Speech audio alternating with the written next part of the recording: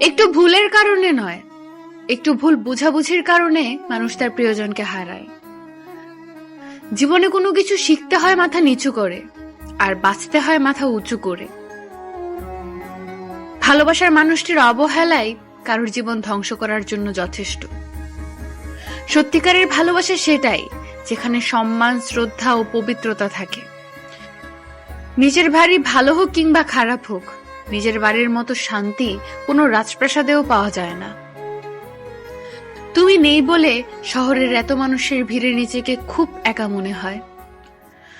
হারানোর ভয় তো সেই বেশি পায় যে সত্যিকারের ভালোবাসে। আগের মতো সবকিছুই আছে, আমিও আছি, তুমিও আছো, কিন্তু নেই সেই আগের মতো ভালোবাসা। না পাওয়া কিছুর জন্য কষ্ট হয় না, কষ্ট হয় পেয়ে হারানোর জন্য।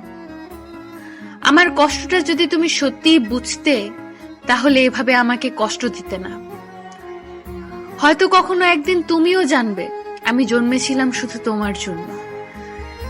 কারো অবহেলা পাওয়ার চেয়ে একা একা থাকা অনেক ভালো। একা থাকা অনেক ভালো, কারণ একাকিত্ব কখনো বিশ্বাসঘাতকতা করে না।